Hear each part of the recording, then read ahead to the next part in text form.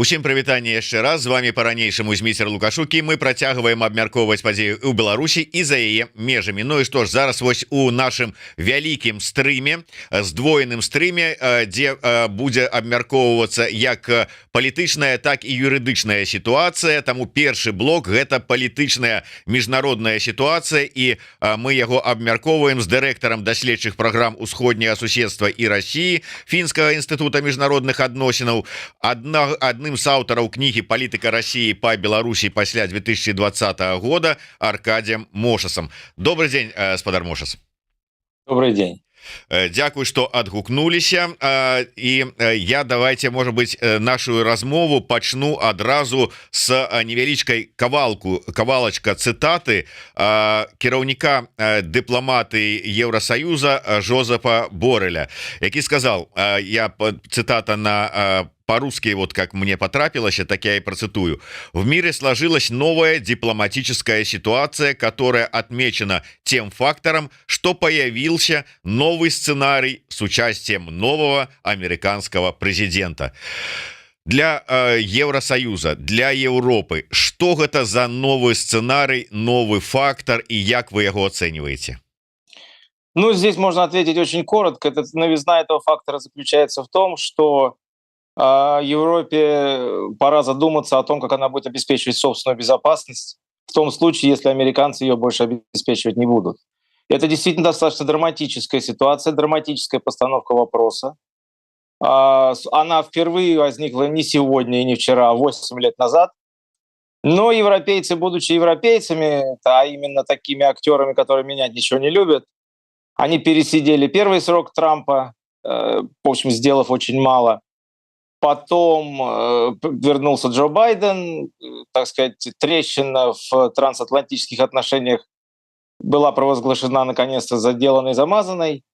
Ну а потом, ближе к выборам, которые прошли на прошлой неделе, они опять начали бояться, что все-таки это Трамп, и это более сильный Трамп, и это более опытный Трамп, и это Трамп, которому не нужно заботиться о переизбрании, потому что это его последний срок. Поэтому, в общем, до европейцев стало доходить. Ну и, собственно, война России в Украине — это тоже серьезный фактор в этом плане. До европейцев стало доходить, что придется, как бы им не хотелось, продолжать свою комфортную или, на самом деле, все менее комфортную жизнь. В любом случае, придется тратить гораздо больше на вооружение. Поэтому, да, ситуация новая, ситуация тревожная. Будем смотреть за тем, окажутся ли европейские сегодняшние лидеры на высоте своей задачи.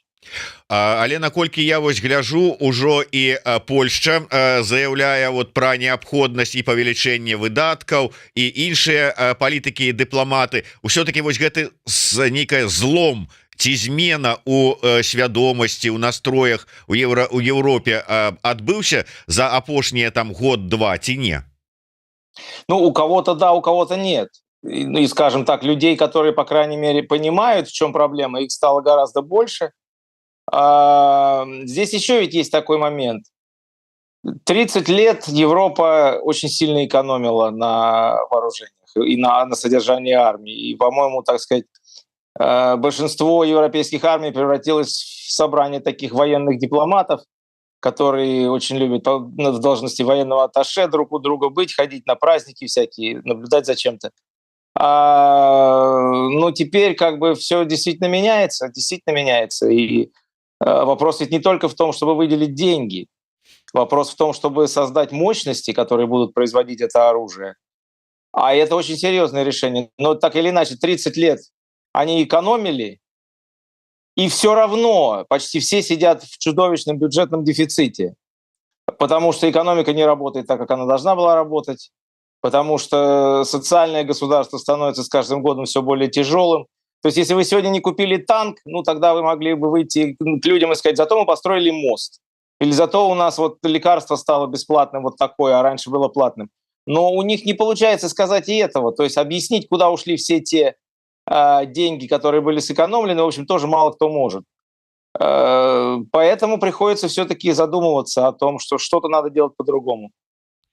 У дадзенай ситуации вот калі працягваць цитату Барреля, то ён далей кажа, что это создает ситуацию, в которой американцы с одной стороны и европейцы с другой должны принять для себя решение о том, продолжать ли поддерживать Украину в противостоянии агрессии России. То есть вот нават пытанне стаіць так не толькі забяспечваць сваю там нейкую там бяспеку, подвышаць бюджеты, але і ці будзе падтрымка Украины и на якім узроўні?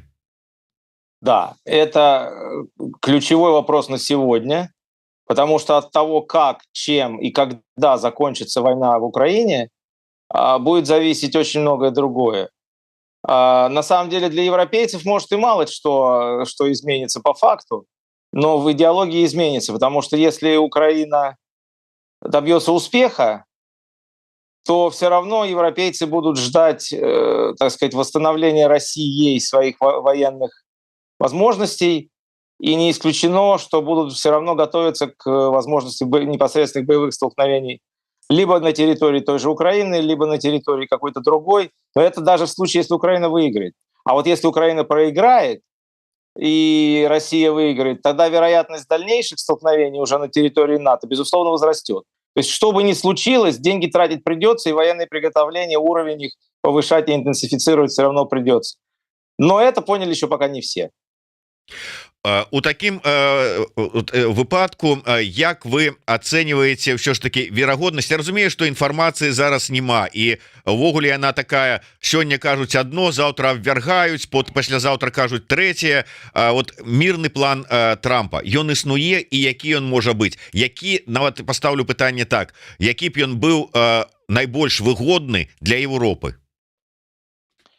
Я не думаю, что есть план Трампа. Я думаю, что он начинает сейчас консультации, которые он ведет то ли с Россией ведет, то ли нет, но с Украиной ведет, с какими-то союзниками ведет. Он сказал, что с 70 лидерами мировыми он переговорил там, за 1,5 суток после своего избрания на должность президента. То, что, так сказать, утечки, которые публиковали газеты, это, в общем, по большому счету смешно. Потому что идея, что можно на этой там 1200 километров примерно продолжительность участка, где, собственно, ведутся боевые действия, а вообще-то граница, которую с учетом белорусской границы пришлось бы страховать, это 3000 километров примерно. Но так или иначе, значит, даже если говорить о той линии соприкосновения, это 1200 километров. Он сказал, что, значит, нужно провести замораживание конфликта. Ну, я не знаю, вернее, сказал этого или нет, то, что нам газеты донесли, что вот якобы это должно стать линией замораживания конфликта, а охранять ее должны европейцы. Ну, во-первых, я ни от одного европейца пока не слышал, что они готовы это делать. Вернее, не так, ни от одного европейца в должности. Вот мне кажется, Борис Джонсон говорил о том, что все-таки англичане могут там появиться. Ну, какая должность сейчас у господина Бориса Джонсона? Комментатор? Но это я могу с такой же ответственностью что-нибудь сказать. Дело в том, что все очень любят говорить о корейском сценарии. Я говорил это много раз, не знаю, говорил ли у вас, но дело в том, что длина линии соприкосновения 250 километров в Корее. На сегодняшний момент там находится 25 тысяч американских солдат, которые гарантируют эту линию соприкосновения. Это 100 солдат на километр. Вот тупо, счета математика легчайшая. Когда заканчивалась Корейская война, там было 327 тысяч американских солдат. Я даже не пытаюсь уже делить. Вот когда у вас появится возможность, то есть если мы возьмем 1200 километров, подумаем, что туда надо закинуть хотя бы по 100 западных солдат на километр, получается численность 120 тысяч, по-моему, и на этом все разговоры можно заканчивать. Или у меня уже совсем с математикой плохо, но так или иначе, ни одна страна не выступила, что она готова послать своих солдат, обеспечивать неприкосновенность этой линии соприкосновения. Но это все, что до нас газеты донесли, и при этом это тоже вполне может быть уткой и совершенно не являться никаким планом Трампа. Я думаю, что у Трампа сейчас будет возможность проводить консультации и прийти к лучшему пониманию, что он может предложить. Но на самом деле я не жду мира. Это либо, может быть, такое мирное соглашение, которое, по сути, будет капитуляцией Украины, либо война продолжится. Выборов только два. Либо Запад продолжит поставлять вооружение Украине, и она будет продолжать воевать какое-то время, потому что в конечном итоге солдат может не оказаться ни на что, не хватать ни на что.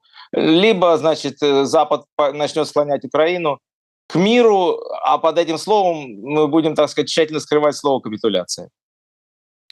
Ну так, я вот, дарэчы, пералічыў, каб не памыліцца таксама, колькі это трэба было б такі салдат, атрымліваецца сапраўды, калі на 1200 кіламетраў і по 100 солдат на кіламетр, то это 120 тысяч. Якая краіна готова была б ці там альянс краінаў гэта скіраваць, цяжка сказаць, але і ўвогуле нават гэта ці гарантавала б нейкую бяспеку, але замарозка на вось гэтай нават той мяжы сутыкнення, кажуць, якая на сёння ёсць. Наколькі гэта ў інтарэсах Пуціна, вы ўсё ж таки спецыяліст по России у тым ліку, і ці не нясе гэта замарозка агню небяспеку для будучага Европы?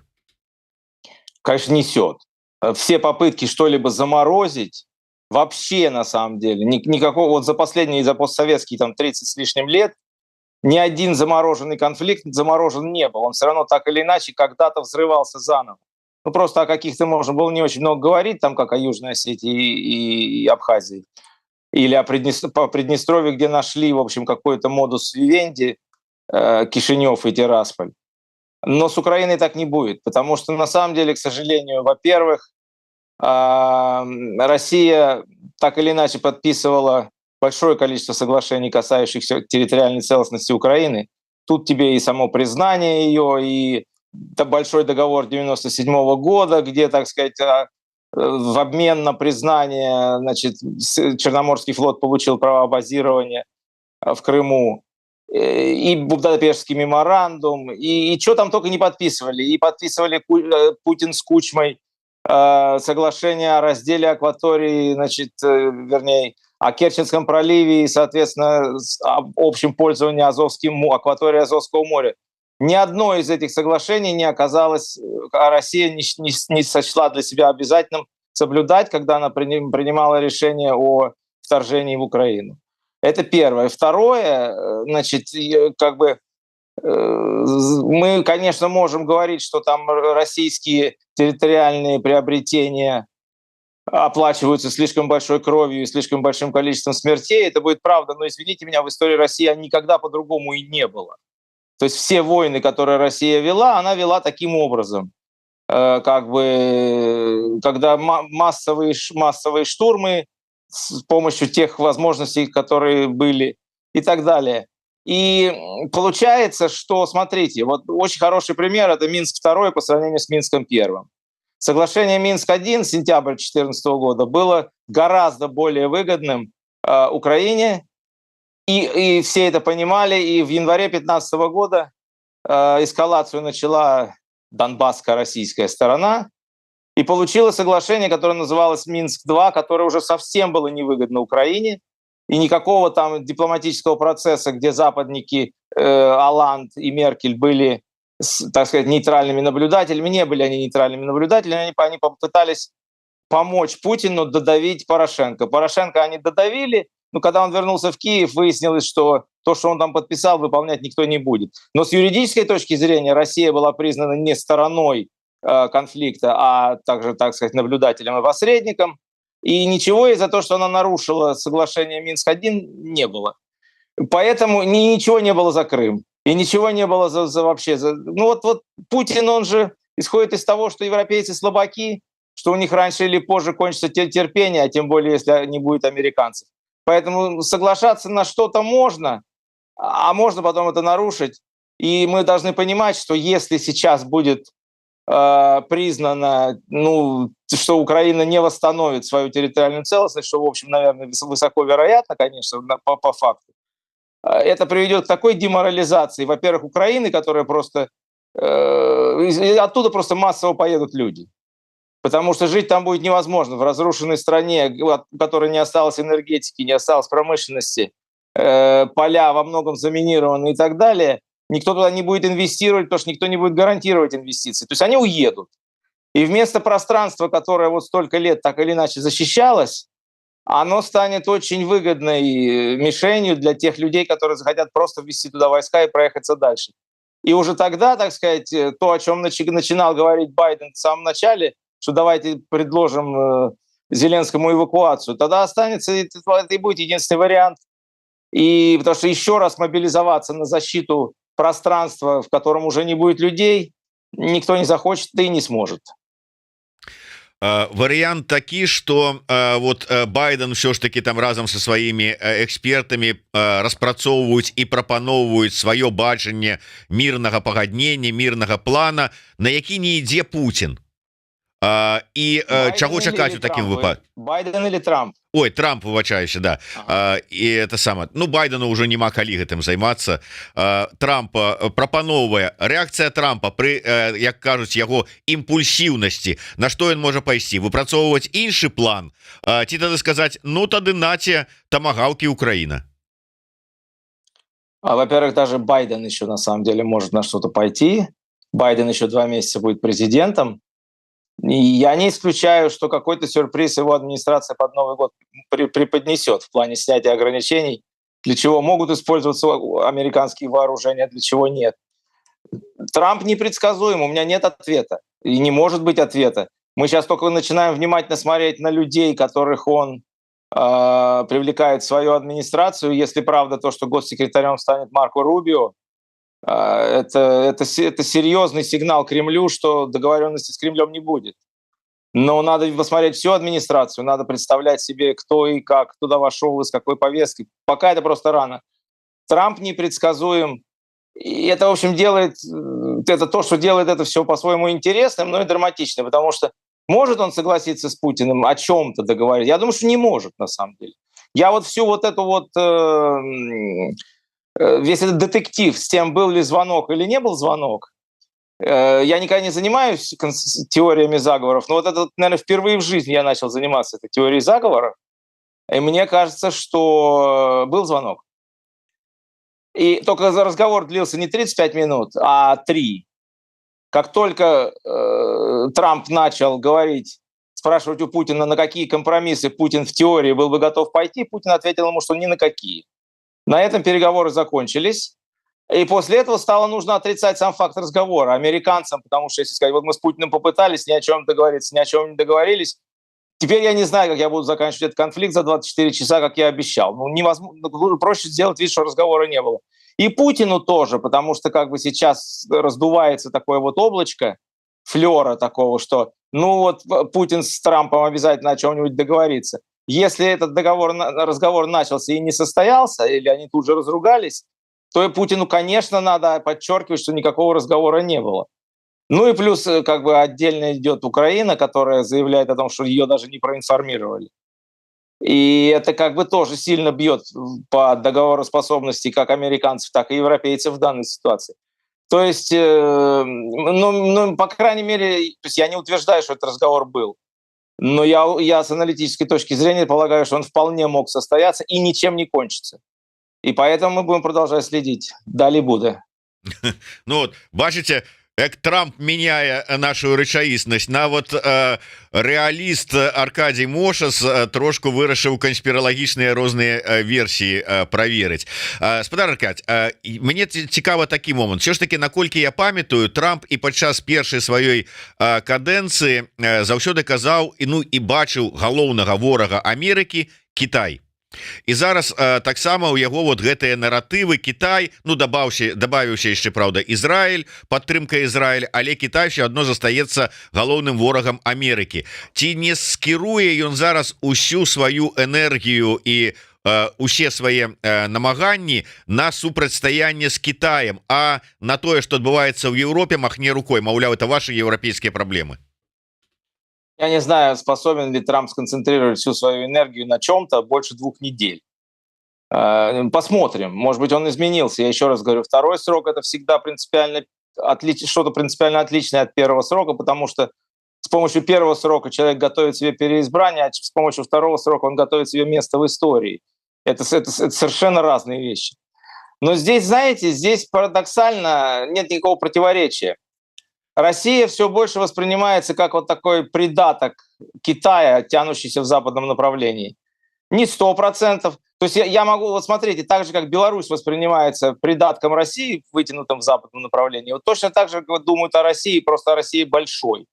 Правильно это или неправильно, это отдельный большой разговор. Я думаю, что это не совсем правильно. Но для людей типа Трампа вот так проще всего жить. Что когда вот у тебя есть большой, так сказать, противник, соперник, и его подручные.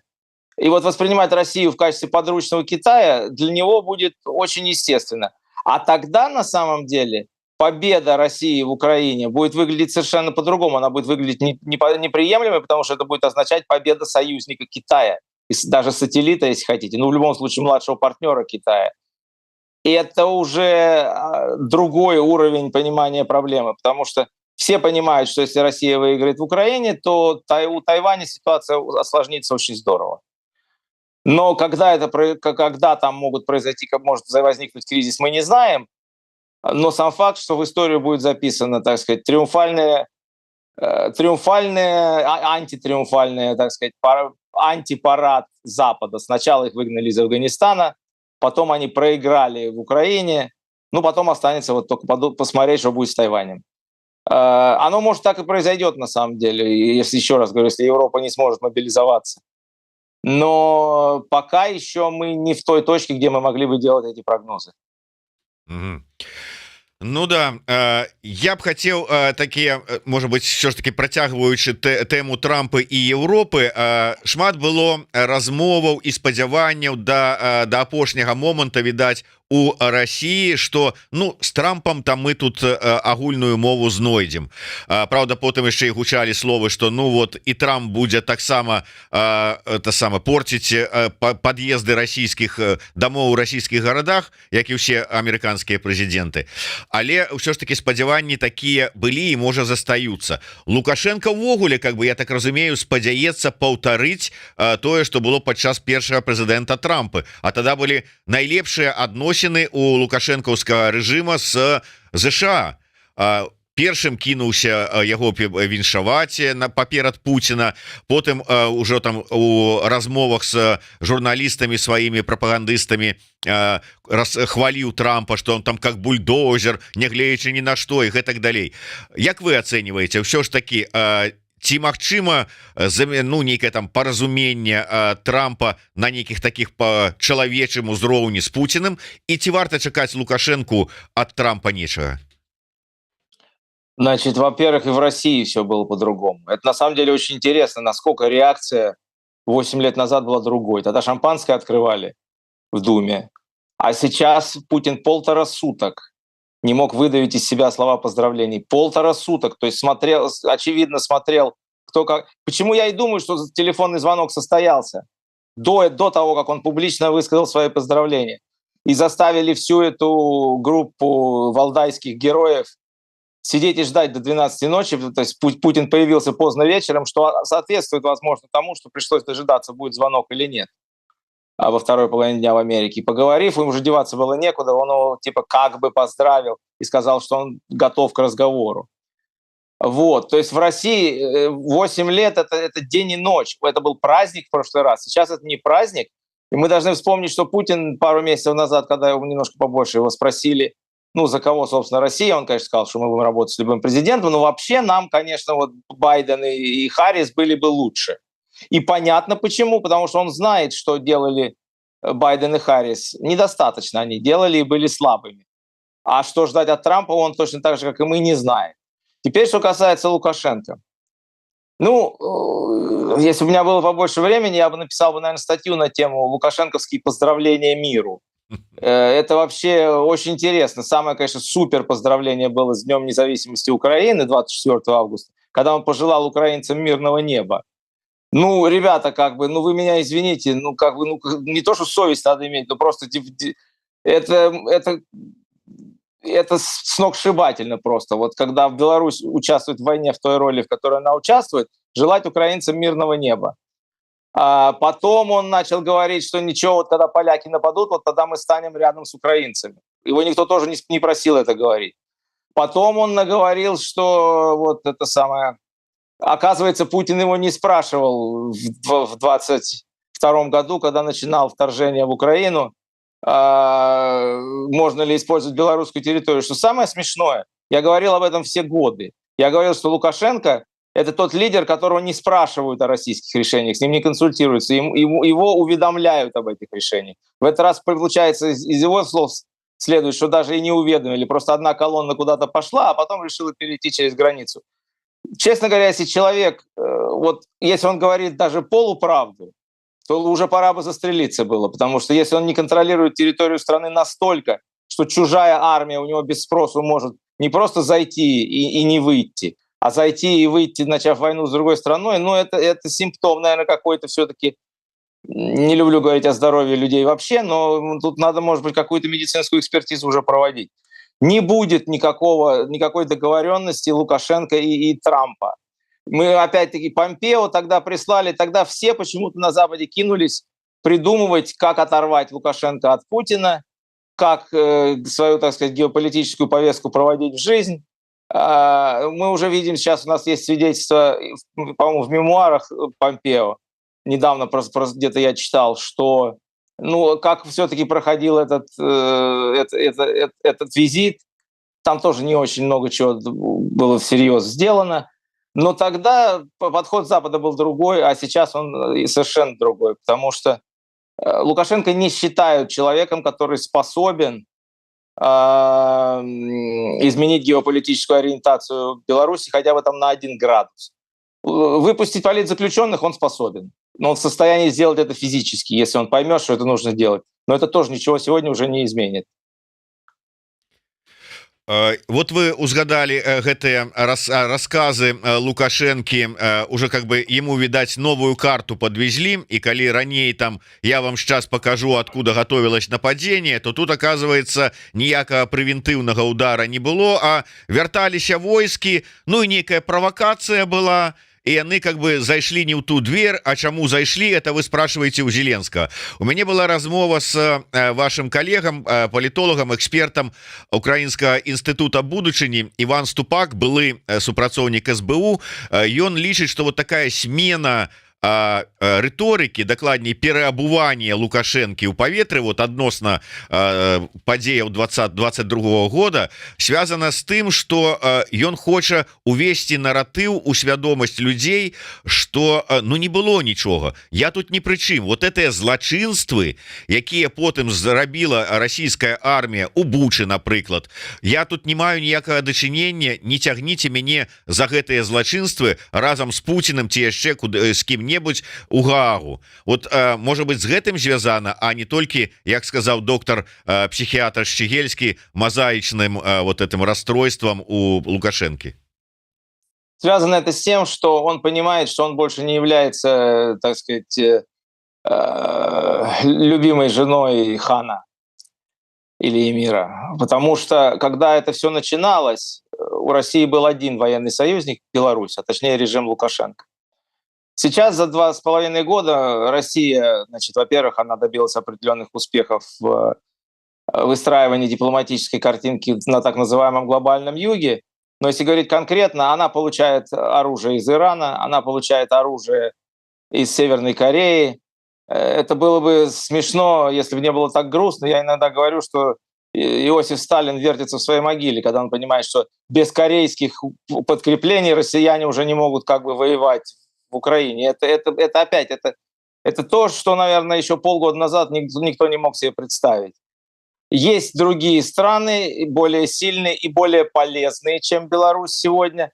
Поэтому в 26-м, 25-м, 26-м годах, возможно, поток субсидий финансовых, идущий из России в Беларусь, значительно уменьшится. Чем его можно восполнять, непонятно. Поэтому Лукашенко пытается сделать так, чтобы все забыли. Я думаю, что он не возражал бы, если бы белорусские какие-то части, почетный караул и так далее, поучаствовали в параде Победы российском на Крещатике. Но поскольку этого не состоялось, и теперь уже, похоже, не состоится в том виде, в котором это могло планироваться, то он начинает искать пути, так сказать, возобновления каких-то разговоров, даже не полноформатного диалога, но каких-то разговоров с Западом. А для этого ему нужно сказать то, что он говорит: я тут ни при чем. Но это такая попытка, его попытка забыть прошлое. Его попытка вот натянуть на голову одеяло или воткнуть голову в песок, и вот там в этом комфортном теплом песочке подумать, что я же сейчас ничего не вижу, возможно, и другие пойдут на это. Ну, в конце концов, они же шли Запад 3-4 раза на такие возобновления диалога. Но вот он не понимает, наверное, а может понимает, просто ему деваться некуда, что война в Европе изменила все. Большая открытая война, в которой участвуют на обеих сторонах сотни тысяч военнослужащих, это не пограничный конфликт, это не мигранты, которые куда-то там рвутся и так далее. Здесь разговор должен идти совершенно серьезно, а он не субъектен в этом разговоре. Он ведь и с российской точки зрения не очень субъектен. Я вот на самом деле думаю, вот БРИКС, казалось бы, БРИКС, когда он был БРИКС, с тяжеловесами, это была одна история. Сейчас в БРИКСе уже несколько стран-членов, могу перепутать, не такие уж большие тяжеловесы по меркам мировой политики. Но Беларусь туда не берут, дают статус партнера, и спасибо, больше ничего не надо. Организации, которые патронируют так или иначе Китай, там немножко, может быть, посложнее, но тоже. Можно вспомнить прошлогодний саммит в Китае «Пояса и пути», это примерно год назад было, по-моему, в декабре. А туда Лукашенко не пригласили. А почему не пригласили? Я не знаю. Опять-таки, теория заговоров скажет, что потому что Путин не хотел, чтобы он приехал туда и был с Путиным на равных. Не знаю. Он потом совершил двусторонний визит в Китай, и все было очень красиво и важно, и хорошо. Но вот на саммит, где разговаривали не только даже большие дяди, его почему-то не позвали. И он видит, что, в общем, на этом фланге он проигрывает, а на западном у него как бы вообще болото, застой, и ничего не происходит. Он пытается отмыться, но у него не получится. Вот вы казалі такую добрую фразу, что ён разлічваў, может быть, паўдзельнічаць у вайсковым парадзе на Хрышчаціку разам с расійскімі войскамі. Не атрымалася, але можа зараз ён спрабуе знайсці магчымасці, мы з вами говорили на гэтую тэму, паўдзельнічаць нейкім чынам у мірных перамовах паміж вот Украінай і Расіяй, там пры пасярэднічестве ЗША, Европы і гэтак далей. Вот наколькі апошнія падзеі гэтыя яго шансы павялічылі ці паменшылі?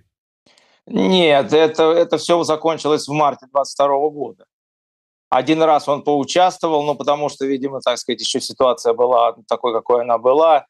Я думаю, что ни Минск, ни местечко там где-то в Гомельской области, не знаю, какая там турбаза или где они собирались, не станут больше местом проведения переговоров. Собственно говоря, его статус, начиная с 2014 года, он же не был статусом в реальности посредника. Это Запад провозгласил его посредником. Минск был местом. Если Минск не был столица Беларуси, и минский режим не был участником этих переговоров. Да он и сам шутил на эти темы, сколько там ведер яиц он принес, сколько ведер кофе он принес. Он ведь и сам понимал, что у него статус очень своеобразный там, потому что, опять-таки, большие мальчики подписывают какие-то документы, а он приносит ведра яиц. Но Запад за эти ведра яиц сказал, вот хорошо, у них это вписывалось в картинку, они назвали его посредником. Сегодня такое просто невозможно себе представить. Я б хотел, вот ваше бачанне, до 7 числа была вызваленая, памілаваная, як яны называюць, чарговая група палітвязняў, 31 чалавек. Хтосьці кажа, что гэта просто знак, такі жест гуманізма з боку Лукашэнкі, хтосьці кажа, что это знак захаду, магчыма, нават знак ЗША. Потым вось учора з'явілася фото Марыі Калеснікавай. Таксама лічыцца, што гэта нейкія знакі. Вот калі гэта знакі, то каму і ці чакаць рэакцыі на іх? Это знаки Западу, а ждать ли реакции я сильно не уверен. Потому что масштабы не те. Вот всех пусть 1400 выпустит, вот тогда Запад подумает. Потому что он думает, что вот как бы чуть-чуть выпущу, начнутся переговоры, арестую новую партию, так и будем играться в игры. Он потерял кредитоспособность в этом отношении полностью. Торговаться по этому поводу с ним никто не будет, по поводу политзаключенных. Но у него просто нет других, так сказать, вариантов. Это первое, что надо понимать. А второе, он же не случайно вся эта лихорадка с выборами. на январь. Он бы уже мог их на ноябрь тогда назначить и все, и переписать, начать свой 7-й срок. Почему вот все бегом надо было делать? Потому что уверенности у него нет ни в чем. Не в том, что он удержит в перспективе внутриполитическую ситуацию. Сегодня он ее удерживает. Но даже через полгода, если русские деньги кончатся, ему удерживать ее будет гораздо сложнее. Вот. И потому что сегодня Запад тоже не готов к этому, к противостоянию. У Запада просто нет концепции, что делать с Беларусью. Как я уже сказал, она воспринимается как, ну да, белорусский военный округ, если хотите, или там белорусский федеральный округ. Ну, в общем, она не воспринимается как субъект международных отношений. В том числе, как бы он не воспринимается как лидер такой страны. И он пытается, он дергается, он хочет провести выборы, провозгласить себя опять президентом, сказать, ну теперь-то у меня восстановилась легитимность. И частично она восстановилась за счет того, что он все-таки не допустил посылки своих солдат в бой, что я всегда предсказывал, но что как бы и не очень сложно было добиться. Но в Беларуси, я думаю, что люди не очень понимают, так сказать, масштаб этой войны, поэтому они благодарны ему, что до сих пор над Беларусью мирное небо. В общем, он хочет выиграть время, стать очередной раз президентом, а там посмотрим. Но Запад это тоже прекрасно понимает, и поэтому здесь никакой перезагрузки отношений быть не может. Дарэчы, Паўночная Карэя, прысутнасць салдат Паўночнай Карэі на фронте, ну прынамсі у Курскай вобласці як мінімум, але ўжо у прынцыпе у вайне з Украінай для Беларусі што-небудзь мяняе? Нет, потому что гибель 10 тысяч северных корейцев в этих боях никто не заметит. Ни в самой Корее, ни тем более в России. Ну, я не знаю, кто-нибудь по ним, наверное, поплачет, но мне кажется, в стране с таким уровнем идеологической индоктринации, ну, объявят их героями, на этом все закончится. Представьте себе гибель даже не 10 тысяч, а тысячи белорусских парней где-то там в боях в Курске или где угодно. Лукашенко снесут. Вот как если люди начнут, белорусские граждане военные начнут погибать в этой, в общем, ненужной Беларуси войне, практически нет в белорусском общественном мнении даже следа, который бы поддерживал эту войну. Люди иногда говорят, что ну, русские правы, там Путин, наверное, у него не было другого выхода, ему это объяснили, но говорить, что это война, это прям вот так вот нужно, и с точки зрения интереса Беларуси хорошая штука, ничего подобного не происходит. Поэтому как только начнут гибнуть белорусские граждане, Лукашенко утратит остатки своей легитимности, которая и сегодня зиждется на 20% на том, что он может говорить, что не допустил вступления Беларуси в войну, на 80% это все те же самые репрессии, конца и края которым не видно. Но на 20% это вот это. Вот он потеряет вот эти 20%, и в отличие от математики, вот этих 80 может уже тогда и не хватить. Я вернуся до тэмы узгаданай вами выбарчага рытуала, які вот зараз ладзіць Лукашенко. Мы з вами таксама на эту тэму уздымалі, але тое, як яны зараз яе оформілі, вот этой парад нібыта кандыдатаў, там целых 7 штук, 2, правда, ўжо зняліся, але яшчэ застаюцца. То есть вот прадэманстравалі, у нас там і прадстаўнікі партыі, і прадстаўнікі нейкіх там грамадскіх ініцыятыў, там саюз жанчын, там і яшчэ хто-небудзь. То есть вот з дапамогай гэтага ці атрымаецца, ну хотя бы там паспрабаваць ці может быть нават прадаць на захад, что ну больш-менш тут как-то вот у нас свабодна ж выборы проходили. Ну на Запад это не продается, потому что как бы не продается и все. А Запад ведь не случайно, даже если говорить, так сказать, таким теоретическим образом, Запад всегда требует, чтобы выборы были свободные и честные. Свободный — это когда ты пришел, и да, тебя никто не побил, даже если ты использовал бюллетень или проголосовал за кого-то, тебя тут же не арестовали, хотя в Беларуси и такие случаи уже нельзя исключать, потому что камеры можно повесить где угодно и видеть, куда человек ставит крестик. Но, допустим, людей не будут репрессировать за то, что они неправильно голосовали. Но называть эти выборы честными, справедливыми и равными, тут уж ни у кого язык не повернется, потому что нет честного процесса выдвижения, прежде всего, кандидатов, нет справедливого доступа к СМИ, ничего нету. Поэтому то, что Запад задумается о том, что, ой, вот теперь у него прошли выборы, он вернул себе легитимность, надо с ним опять налаживать переговорный процесс, этого не будет, потому что невозможно квалифицировать эти выборы как выборы. Думаю, что он действительно хватается за соломинку, он думает, что после этого, по крайней мере, будет делегитимизирован офис Тихановской. Уже мы слышали достаточно, чтобы понять, что это и проведение им выборов, переназначения и так далее себя на очередной срок не делает его в глазах Запада сколько-нибудь более легитимным. А про внутреннюю ситуацию я уже тоже говорил, что кто-то считает его легитимным сейчас за счет мира, кто-то не считает и не будет считать. Это не значит, что люди будут выходить на улицы. Такая ситуация в стране, страх. Но это не добавит ему легитимности. Его будут бояться, но его не будут любить. Нават гэтая апошняя група палітвязняў, якая была вызваленая, не мела такой рэакцыі на захадзе, як вось гэты фотаздымак, апублікаваны учора Марыі Калеснікавай. І тут мы читаем: ЗША заклікалі вызваліць усіх палітвязняў у Беларусі, пасольства Германії таксама выказала сваё, там іншыя таксама амбасады і краіны, там міністр Аўстрыі замежных спраў, там і гэтак далей, гэтак далей. Але вот такое адчуванне, что это все по-ранейшаму у стылі выказывання вялікай заклапочанасці. Вот іншых нейкіх рэакцый у Захада няма на всю гэтую ситуацию. Ну а какая реакция сейчас может быть? Они же не будут бросать бомбу на Минск. Это, собственно, то, что я и говорю. Вот смотрите, вот не было фотографии Колесниковой, и каждый день кто-то говорил о том, что вот она инкоммуникада, как и многие другие политические заключенные, до нее нельзя, с ней нельзя связаться, с ней нельзя, до нее нельзя достучаться. Это поднимало очень недобрые чувства на всем Западе в адрес господина Лукашенко.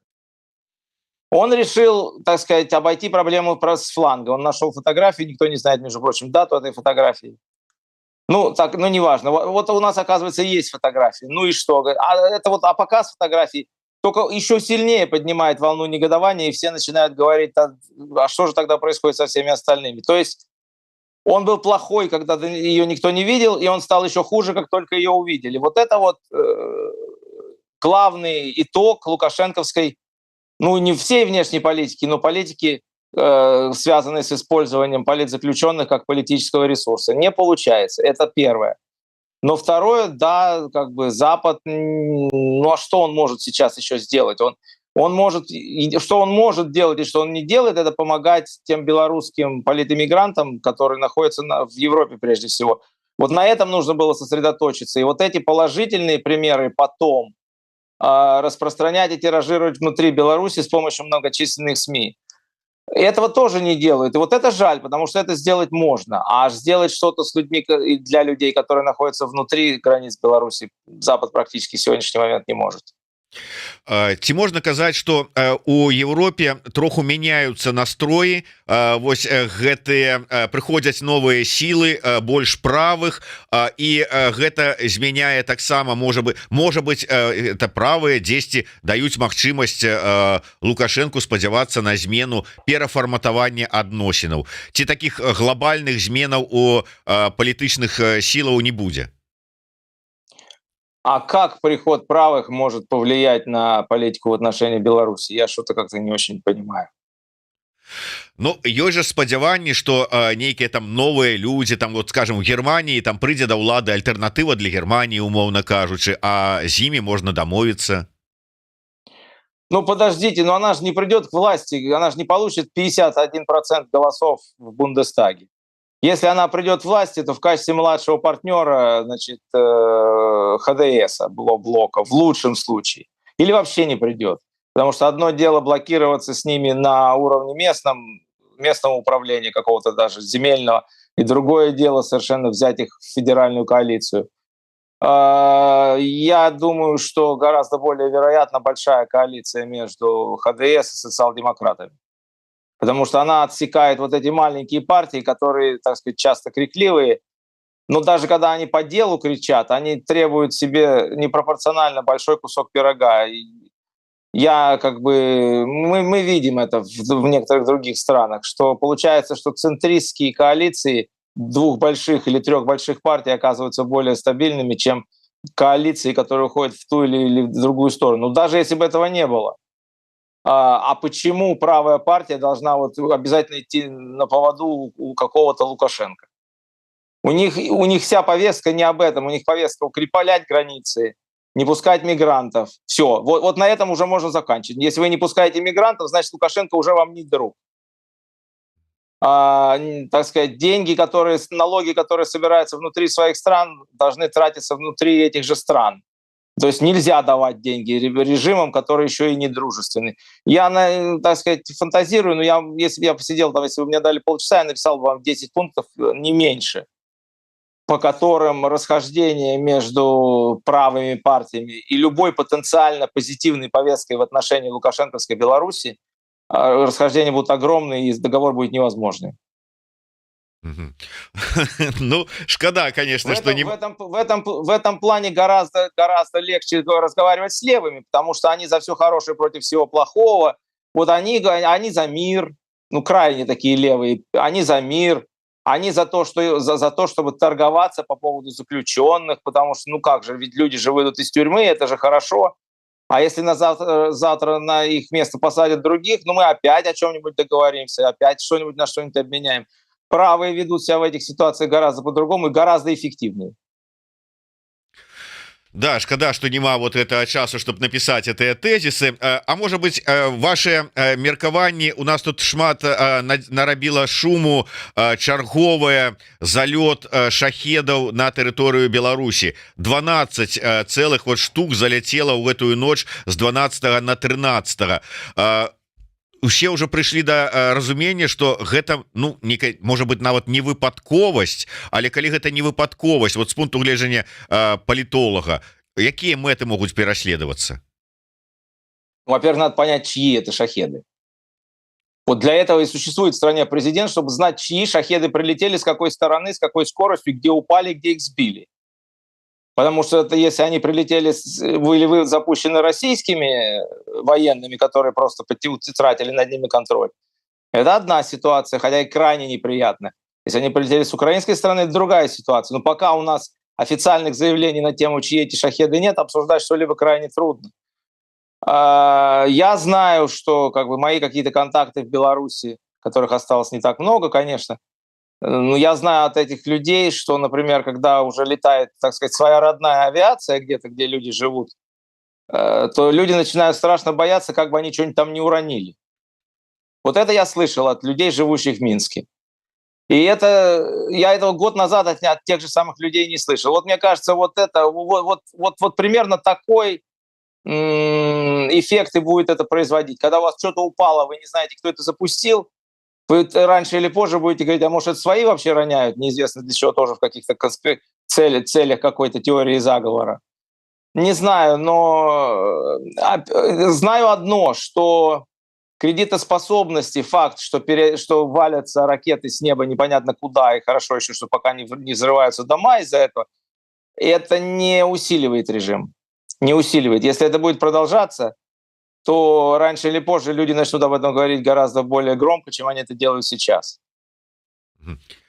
Ну и на завершение, может быть, ваша порада у Европе людям и, может быть, у Беларусі ближайшим часам да чаго рыхтавацца, закупаць прадукты як мінімум на 3 дня, каб было запас вады і прадуктаў, як тут была парада ад некаторых еўрапейскіх палітыкаў сваім грамадзянам, ці што? Это сложный вопрос. Продукты на 3 дня вообще желательно иметь, да. По разным причинам. Вот знаете, здесь с этой стороны границы, здесь вот карточки электронные не будут заблокированы, не будут работать. Вот хакнут какие-нибудь неназванные лица, серьезный расчетный центр банка или 2. И вот останутся люди без еды. Здесь это тоже начинают уже потихонечку понимать. Так что это вообще неплохо. Возвращаться к каким-то советским инстинктам, квасить капусту, не знаю, вялить воблу, не помешает. Но если уже перестать шутить, наверное, надо перестать шутить, потому что в Европе идет война. На границах Беларуси идет война. конца этой войне не видно. А если это будет конец, если это будет, так сказать, мирная какая-то, вернее, заморозка и перемирие, это все равно не конец. Вот это надо осознать и понимать, что кризис, вызванный этой войной, он продлится гораздо дольше, чем многие себе представляют. Потому что даже если будет достигнуто какое-то перемирие, Россия все равно в плане в рамках континента или мегаконтинента евразийского останется страной изолированной, страной, у которой не будет нормальных, богатых союзников, у которой, возможно, будут патроны в лице Китая, но это другое. И быть очень близким партнером такой страны будет тоже болезненно. Потому что я не знаю, я не берусь указывать, я не берусь предсказывать, как будет выглядеть российская экономика, если война закончится. Но я знаю, какие будут проблемы. Опять-таки, потому что я историк, я знаю, как трудно в любой стране было переводить любую военную экономику обратно на мирные рельсы. Когда до этого, так сказать, деньги не считали, бросали, вкладывали на производство вооружений, столько же бросать в производство гражданской продукции никто не будет. Люди, так сказать, с технологиями будет сложно. Как только закончится война, Россия обеднеет. И вместе с ней обеднеет Беларусь. И уже теперь здесь другого варианта нету, к сожалению. Надо, скоро Новый год, мы будем друг друга поздравлять и желать, тоже будем друг другу желать уже мирного неба. Но надо понимать, что ситуация гораздо серьезнее и кризис гораздо глубже и долгосрочнее, чем многие люди пытаются это себе, так сказать, представить или опять думают, пытаясь спрятаться от реальности. Извините. Ну цвярозы погляд на рэчы ён не толькі не шкодны, а вельмі нават можа быть і неабходны ў сённяшніх наших умовах, калі мы там дзесьці прывыклі на пэўныя рэчы, як ты розавыя поні глядзець, таму трэба быць бліжэй да зямлі. Дзякуй вялікі. Я нагадаю, что з намі на сувязі з Хельсінкі быў эксперт фінскага інстытута міжнародных адносінаў, адзін з аўтараў кнігі «Палітыка России по Беларусі пасля 2020 года» Аркадь Мошас. Я нагадываю, что гэта наш вялікі стрым. Адразу по завяршэнні размовы са спадаром Мошасам мы не завершаем, не отключаемся, а працягваем размову. Пасля невялікай паузы у нас будуць у студыі адвакаткі Ганна Мацеевская і Марыя Колесава-Гудзіліна. Я развітваюся са спадаром Мошасам. Дзякуй вялікі, Аркадий, до сустрэчы, добрага дня. Спасибо за приглашение.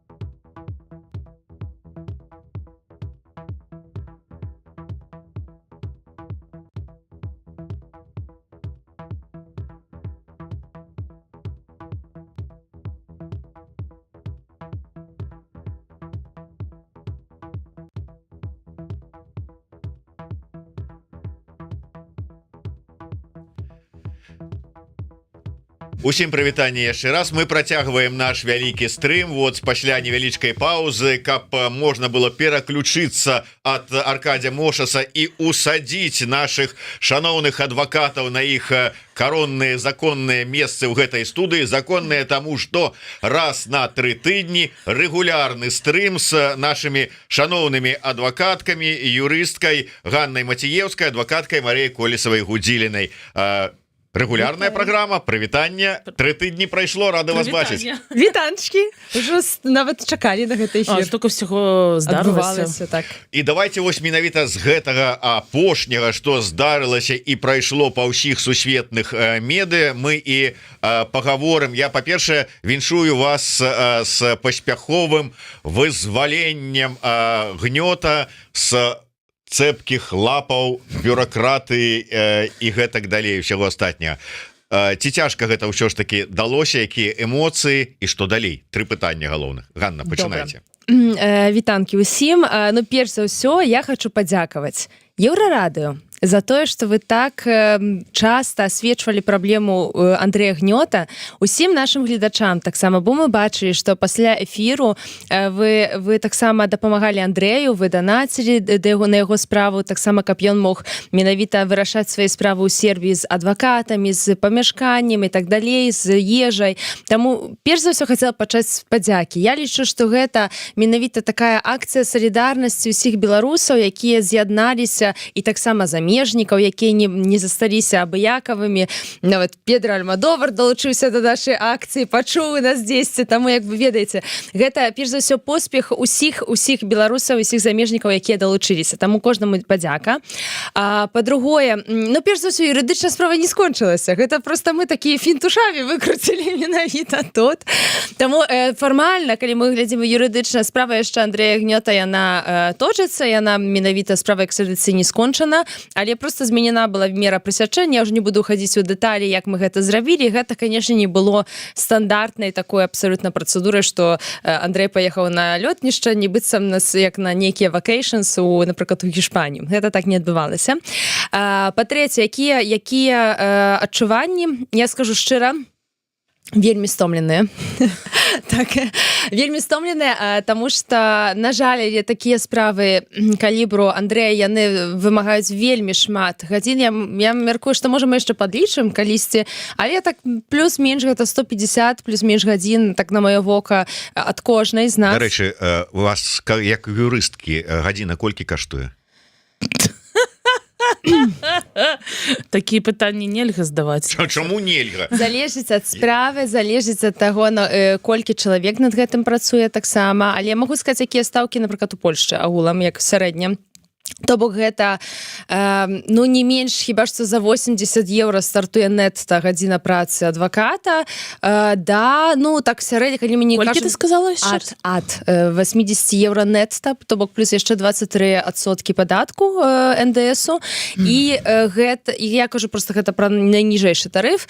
Найвыжэйшы, канешне, будзе заўжды карпаратыўны, ён будзе вельмі высокі, але калі казаць пра абслугоўванне фізічных асобаў, ну трэба лічыцца і з 200-250 еўра за гадзіну працы. То бок я гэта не для того, каб вот тут пазайздросціць там вашим заробкам, а для того, каб паказаць, што вось гэтыя дзяўчыны, вось гэтыя выдатныя прафесіяналкі, якія працавалі бесплатна над гэтай справай, на гэтую справу, вот колькі яны часу на гэта выдаткавалі і колькі вось у рэале іх час каштаваў бы, а яны аддавалі гэты час бесплатна для нашай беларускай справы. Слухайте, я хотела тут сказаць, што вы не трэба блытаць яшчэ у Беларусі з беларускіх юрыстаў час ад часу нашы еўрапейскія калегі ну просто смяюцца, таму што у Беларусі справу весці, ну то есть гэта маленькія ганарары, хоць беларусы кажуць, што адвакаты каштуюць за многа і гэтак далей,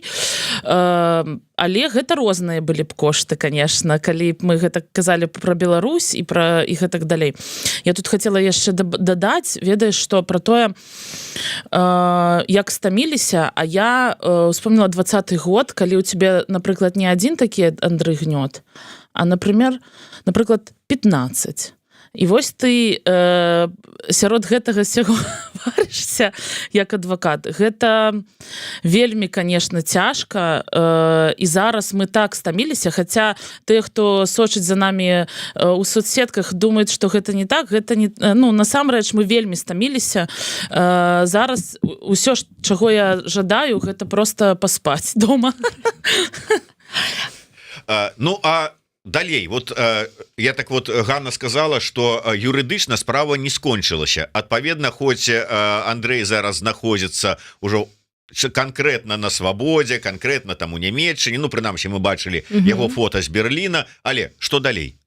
Ну, гэта яшчэ пытанне вырашэння прыняцця пэўных рашэнняў са старонкі Андрэя. Трэба разумець, што ён, як кожны палітзняволены, які менавіта ўжо выходзіць як бы на свабоду, так, ён патрабуе часу. Мы, канешне, яго ўжо крышку закідалі юрыдычнымі аспектамі, што далей, але яму трэба яшчэ прыйсці ў сябе, яму трэба як бы таксама вырашыцца, што далей, таму што, ну, ўсё ж такі Андрэй мае таксама сваю прафесійную дзейнасць, і гэта таксама ўплывае на менавіта аспекты юрыдычныя, таму як бы мы са сваёй старонкі ўжо зрабілі некаторыя як бы пэўныя рэчы, і цяпер Андрэю трэба прыйсці да сябе і таксама прыняць пэўнае рашэнне. Напэўна, будзе таксама, ну, мы абмяркоўваем таксама далейшыя шляхі наконт таго, што адбывалася ў ЕСПЧ, так і пра гэта не трэба таксама запамятаваць, таму што ўсё ж такі гэта таксама можа мець вялікі ўплыў на будучыню беларусаў за мяжой, асабліва тых, хто пераследуецца па палітычных прычынах. Ну, яшчэ, напэўна, трэба ведаць, пра гэта мы казалі, што справа не скончаная, таму мы будзем чакаць, што вырашыць насамрэч суд у Белградзе. Там усё яшчэ працуюць нашыя калегі з Сербіі. Вось, таму гэта вельмі важна падкрэсліць, таму што пакуль не будзе канчатковага таксама рашэння, то бишь можа быць так, што Сербія вырашыць яго экстрадаваць да Беларусі, і нам трэба таксама нейкія там легальныя шляхі шукаць, як з гэтым змагацца і гэтак далей. Ну і новае жыццё ўсё ж такі, Андрэя, яно новае, яно цяжкае, і цяжка, напэўна, будзе нешта там трэба зараз зразумець, што рабіць далей. Вось, я думаю, што ён зараз глядзіць. Андрэй, напэўна, ты падрыхтаваўся, я табе патэлефаную пасля гэтага эфіра і спытаю, што ты зрабіў сёння. Ён пад нашым як бы руководством, легальным руководством. Не, гэта, ведаеце, жыццё, якое патрабуе насамрэч не толькі, ну, как у юрыста, калі мы берем нейкую справу, ты намагаешься дапамагчы, ну, па ўсім аспектам. І так атрымліваецца, што ты дапамагаеш, і ўсё твоё жыццё і жыццё твайго кліента, яно час ад часу як нейкая сувязь устанавливаецца. Так. Вось, таму гэта таксама цяжка. Вось. Ну что ж, пожадаем Андрею и нашим выдатным юрысткам и адвокаткам, каб гэтая справа завершылася и завершылася по максимуму позитыўна. И перейдем до іншых тэмаў. Я две тэмы яшчэ запланаваў, якія трэба абмеркаваць, але пакуль я вам, ну, па-першае, нагадаю, што у нас зараз у эфіры наши эксперткі у юрыспрудэнцыі со сваім рэгулярным праграмай на Еўрарадыё. Раз на 3 тыдні мы сустракаемся.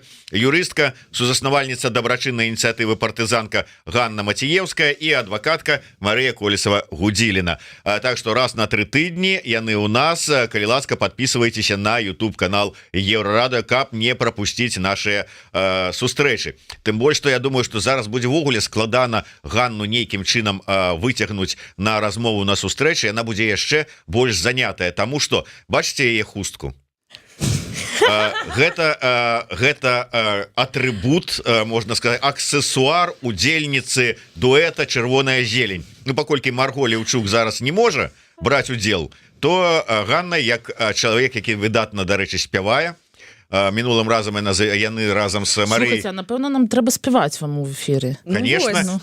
Пасля эфіра такі яны запісалі з песню для Франыка Вячорка адмысловая. Мы потым Франыку яе ставілі, і ён бедны то чырванеў, то бляднеў.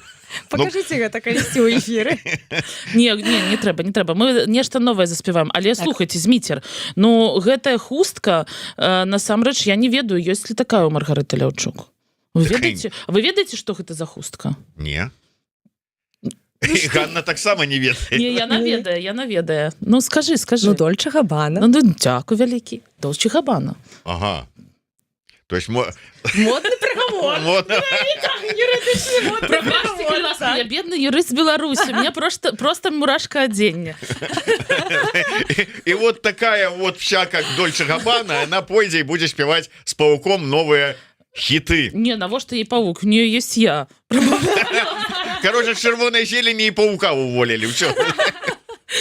Увялі новы вайб, карацей. Так. Добра, давайте да сур'ёзных тэмаў. Две сур'ёзныя тэмы. І вот паколькі мы ўзгадалі Нямецчыну, у якой зараз знаходіцца Андрэй Гнёт, я б хацеў Нямецчыну, але ўзгадаць з іншай нагоды. Днямі у нас быў матэрыял, я не ведаю, бачылі вы, не бачылі, відаць, былі, я ведаю, што вы былі вельмі занятыя апошнія дні.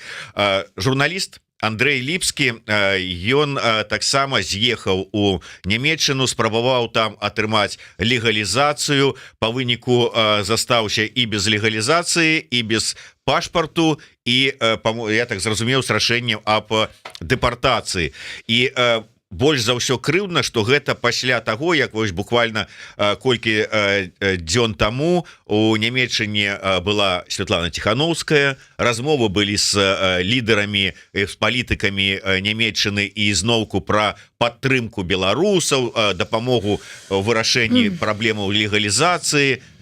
Што адбываецца? Добра, можа пачну з двух аспектаў. Перш за ўсё, мы таксама кантактаваліся з нашымі паважанымі калежанкамі, калегамі з сектару НДА, якія працуюць у Нямецчыне і вельмі шмат дапамагаюць беларусам. І вынік такі, што насамрэч легалізацыя беларусаў у Нямецчыне, яна вельмі складаная. І няма там ніякіх, шчыра кажучы, такіх вельмі камфортных умоваў, якія менавіта ёсць у беларусаў, напрыклад, у Польшчы, так? І сітуацыя проста розніца як бы у апазіцыі. Там і па 2 годы людзі чакаюць і на візы фрылансера. Але праз 3 года можна атрымаць грамадзянства. Ну, гэта так. Але мы не ведаем, ад якога, я не ўдакладняла, ад якога моманту. З моманту атрымання ВНЖ. Ну так, то бок яшчэ улічы гэтыя там 2-3 гады, карацей, гісторыя так ужо менш цікавая. Тым не менш. Таму агулам, так, сітуацыя беларусаў у Нямецчыне, яна не з'яўляецца неяк суперкласнай, таму што, глядзіце, нават прыклад вам дам, вось недавно мы абмяркоўвалі. Вельмі цяжка ўпісацца ў катэгорыю выключэнняў ад прынцыпу, што трэба, калі ты праходзіш уцякачскую працэдуру, ты мусіш жыць у такім спецыяльным лагеры, такога больш, можна казаць, зачыненага тыпу нават у Нямецчыне. Вось і цяпер уставьте сабе ў сітуацыю палітзняволенага, які сядзеў у Беларусі, ці там палітзняволенага Гнёта, так? Які сядзеў свой там срок, праз тое, што рэжым яго менавіта пераследаваў. Так, дзякуй, Марыя. І яму зноўку трэба ісці ў нейкае абмежаванне яго волі, так? Вось, то бок, з гэтага можна агулам пачаць, так? То бок, сітуацыя не каляровая зусім. Ну і цяпер, вяртаючыся, як бы, ўжо агулам да больш такога, як бы, канкрэтнага кейсу, то бок, журналіста. Тут трэба на некалькі аспектаў юрыдычна звярнуць увагу, бо перш за ўсё Нямецчына яму не адмовіла, наколькі мне вядома, не адмовіла ў прытулку. Нямецчына скарысталася тым, чым цяпер скарыстаецца Польшча, то бок, дублінскім пагадненнем. А дублінскае пагадненне рэгулюе справу такім чынам. Калі ў цябе ёсць менавіта віза, ВНЖ ці іншыя абставіны, якія ўсё ж такі больш рэдка прымяняюцца да беларусаў, то дадзеная краіна можа перадаць сабе у тую краіну, якая цябе адпаведна выдала ВНЖ і візу. Цяпер найчасцей гэта тычыцца беларусаў, якія маюць у Літве від на жыхарства, візы таксама літоўскія. Там ёсць, канешне, іншыя абставіны, так званыя дыскрэцыянальная такая клос, якая кажа, што краіна можа, аднак, вырашыць, што яна ўсё ж такі прыме гэтага заяўніка, і Нямецчына магла б гэта зрабіць. Я не ведаю, што было зроблена па нямецкай частцы, але вынік такі, што чалавека ўсё ж такі па дублінскаму рэгламенту перадалі ў Польшчу. То бок, Нямецчына не казала пра тое, што чалавек заслугоўвае, не заслугоўвае на абарону. Яна фармальна, працэдуральна проста перадала справу ў Польшчу. У Польшчы, наколькі мне вядома, таксама ўсё пайшло крыху наперакосяк. так. І гэта я чаму кажу пра гэта, звяртаюся, я вельмі спачуваю гэтаму кейсу, і я ведаю, што мы ў партызанцы дапамагалі гэтаму чалавеку бескаштоўна абсалютна. Толькі хачу звярнуць увагу, каб беларусы ставіліся да сваіх легалізацыйных пытанняў вельмі сур'ёзна. Таму што, напрыклад, у гэтым кейсе, наколькі мне вядома, менавіта журналіст быў, бо трэба як бы заявіць аб тым, што ты маеш месца жыхарства на прываце, альбо калі ты жывеш у лагеры польскім адчыненага нават тыпу, і просто з'язджаеш з яго, і ты там не знаходзішся больш за 2 дні, трэба паведаміць, куды ты з'ехаў. Калі ты не паведаміш, то лічыцца вось такая прэзумпцыя, што ты справу менавіта пакінуў, як бы, і што табе не патрэбна абарона, і такім чынам справа прыпыняецца. І тое, што лагічна было зрабіць у гэтай сітуацыі, гэта таксама рада для ўсіх беларусаў, якія апынуліся ў такой сітуацыі. Ёсць працэдура возобнаўлення. То бок, не падача на новую заяву, а менавіта возобнаўлення. І гэтым таксама, наколькі мне вядома, не скарысталіся, і была пададзеная новая заява. А новая заява – гэта заўжды больш складаная сітуацыя, таму што трэба паказаць, што ёсць нейкія новыя абставіны. Абставіны не заўжды могуць з'явіцца ў гэты кароткі прамежутак часу. Вось. І там ведаю, што была контроля стражы гранічнай.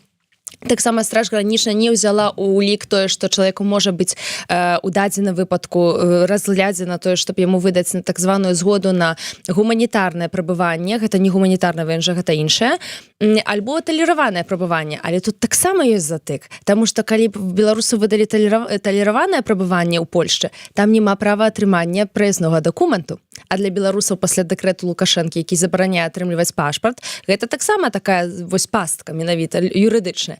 Таму сітуацыя, я маю надзею, што яна скончыцца добра. Ведаю, што там ён на сувязі прынамсі з намі, хіба што яшчэ звяртаўся да іншых праваабарончых арганізацый, але ўсё ж такі заклікаю, беларусы, калі ласка, клапоцьцеся аб сваімі справах загадзя, лепш нешта скансультаваць загадзя, ніж потым, калі ўжо ёсць першае адмоўнае рашэнне, яшчэ другі ўнёсак на міжнародную абарону, а там ёсць падставы таксама, каб прымяняць лагер зачыненага тыпу, таксама каб прымяняць спецыяльныя меры праз памежную службу, каб не даводзіць да гэтых, ведаеце, вельмі сур'ёзных кейсаў і каб проста у нас таксама было, прабачце, крышачку менш працы, бо, канешне, калі гэта ўжо пасля чалавек звяртаецца, мы таксама не цудатворцы.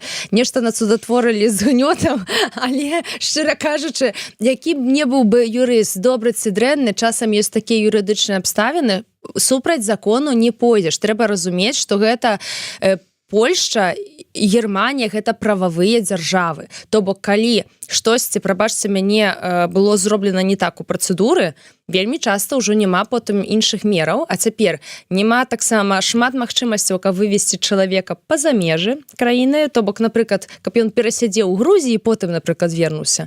Цяпер у нас ужо такіх магчымасцяў менш, бо ўжо Грузія не з'яўляецца бяспечнай краінай, асабліва для журналістаў незалежных медыа. Таким чынам я вот зараз я просто зраблю такую ну как бы рекламу. Калі у вас ёсць патрэба у юрыдычнай кансультацыі, у атрыманні нейкай інфармацыі, як сябе вось у пытаннях легалізацыі, ну і не толькі легалізацыі паводзіць, калі ласка, пішыце чат-бот партызанкі. Так. І пра пашпарт яшчэ хочу нагадаць. Тое, што пашпарт не выдалі, гэта нармалёва, таму што, ну, глядзіце, тут Нямецчына таксама бярэ ў дэпазіт пашпарт, і ў Польшчы таксама тыя, хто заявлялі аб міжнароднай ахове, у тых забіраецца пашпарт, хто не мае, напрыклад, віду на жыхарства, бо пры відзе на жыхарстве не забіраецца ў дэпазіт, а калі ёсць від на а калі няма віду на жыхарства, толькі віза, то пашпарт забіраецца ў дэпазіт. Таму тут я магу скаментаваць так, што гэта па сутнасці толькі працэдуральнае пытанне перадачы ад Нямецчыны да Польшчы гэтага пашпарту, але ніяк не заяўніку, то бок журналіст не можа атрымаць гэты пашпарт, бо гэта такая працэдуральная мера, карацей, каб людзі просто так не з'язджалі з Польшчы, напрыклад, да іншых краін, каб было зразумела, дзе яны знаходзяцца. Слухайце, я просто тут вось подумала, пачыналася гэтае пытанне з таго, што офіс Святланы Ціхановскай быў у Нямецчыне, размаўляў з палітыкамі, але вось тое атрымалася, што атрымалася з гэтым журналістам. І вось у меня пытанне, насамрэч, і такая, можа, нейкая думка, што насамрэч гэта вельмі важна, і тое, што трэба падкрэсліць, і пра тое, што трэба казаць, што калі вы звяртаецеся да юрыстаў, гэта адна справа, але ёсць палітычныя рашэнні, якія трэба вырашаць зараз. І зараз цяжкае становішча у шмат у якіх краінах для беларусаў. І гэта пытанне, якое не вырашыць юрыст. Гэта павінны вырашаць палітыкі, таму што мы не дасягаем да палітыкаў нямецчыны і гэтак далей. Можна, канешне, распавесці, як добра ці дрэнна і гэтак далей. Ну, слухайце, паслухалі мы ў Нямецчыне. І ведаеце, каму там добра жывецца? Каму? Грамадзянам Расіі. У Нямецчыне прасцей атрымаць дакументы грамадзянам Расіі. Яны пачыналі з аднаго і таго ж, што пачыналася ў беларусаў. Але так атрымалася, што разам, канешне, ніхто не жадае ісці з грамадзянамі Расіі у Нямецчыне. Ўсё зразумела, але шляхі ёсць. Шляхі ёсць, што рабіць, як ёсць прыклады. Калі ласка, я не ведаю, што абмяркоўваецца на гэтых сустрэчах, колькі поінтаў і гэтак далей, але ўсё ж такі трэба заклікаць таксама нашых палітыкаў, напэўна, каб яны таксама ставілі гэта ў пункты. І, напрыклад, я бачу вось зараз прыклад, ведаеце, з такой старонкі. Вось я бачыла сустрэчу, што была сустрэча ў Ганны, і Латушка хадзілі ў міграцыйную службу. І гэтае больш канкрэтнае пытанне. Так можна звярнуцца. Вось юрыст для гэтага існуе. Нацыянальныя юрысты, з якімі трэба кансультавацца, з тым, чтобы прапаноўваць нешта.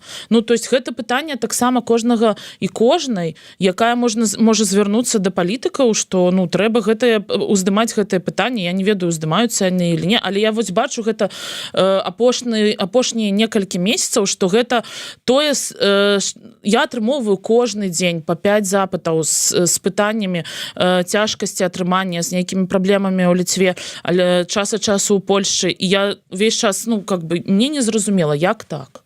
Напрыклад, могу сказаць кулісы, нашай таксама тэхнікі працы. Напрыклад, звяртаецца палітык, у дадзеным выпадку Павел Латушка звяртаецца да мяне як да практыка, які перш за ўсё мае сваю практыку ў межах карпаратыўнай практыкі, працуе ў вялікай фірме, мае таксама індывідуальную практыку. Але таксама я менеджу працу маёй арганізацыі партызанка, так? То бок колькасць кейсаў, з якімі мы сустракаемся, яна лічыцца сотнямі. І на базе гэтага ўсяго мы збіраем гэтыя ўсе выклікі, і то бок палітык палітычна прапіхвае гэтыя ўсе поінты, чаму менавіта беларусам трэба спрасціць. А НДА прыносіць канкрэтныя выклікі і канкрэтныя прапановы, бо яшчэ, ведаеце, важна разумець, што недастаткова прыходзіць у міністэрствы, органы і казаць, у нас ёсць праблема. Найлепш прыходзіць, у нас ёсць праблема, і каб яе вырашыць, трэба змяніць гэта ў законе, альбо трэба змяніць практыку такую, бо праўда такая, што спасенне утапающих дзела рук саміх утапающих. Так, калі мы нешта хочам, каб нам дапамаглі, найлепш, каб мы таксама ўключаліся ў гэтыя працэсы, бо гэта ўжо не працуе так, што ёсць 20-й год, і беларусам патрэбна дапамога. Цяпер трэба прыходзіць з канкрэтнымі рашэннямі, і толькі, умоўна кажучы, чакаць, якое з гэтых рашэнняў падабаецца дадзенай краіне, гэта ці гэта. А для нас найважнейшае, Зміцер, каб менавіта беларусам было лепш, так? То бок у гэтым мы маем вынік win-win. Мы краіне не ствараем шмат менавіта такіх там праблемаў на галаву менавіта не пускаем, так? А з другой старонкі мы самі атрымоўваем той вынік, які мы хочам. Таму тут таксама пытанне да менавіта падыходу тэхнікі працы, напэўна, ўжо не працуе тое, што можна сказаць, у нас ёсць праблемка, вырашыце, так? Гэта трэба фоллоуапіць, гэта трэба нагадваць, гэта трэба яшчэ раз сустракацца і так далей, і так далей. То бок, вось такое становішча я цяпер бачу, і гэта нават бачна на прыкладзе Польшчы, у якой можна казаць, што найлепшая на сённяшні момант хіба што міграцыйная палітыка ў дачыненні да беларусаў. Пакуль.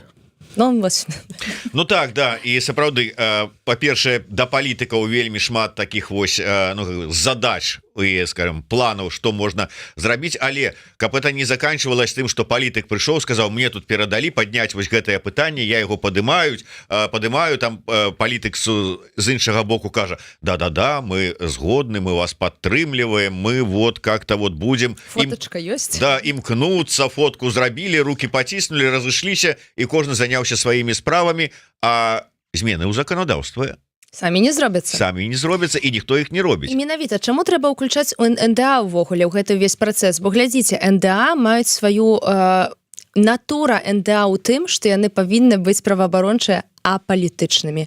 Гэта, ну, пацвердзь, Марыя. Ой, божачкі ты мой.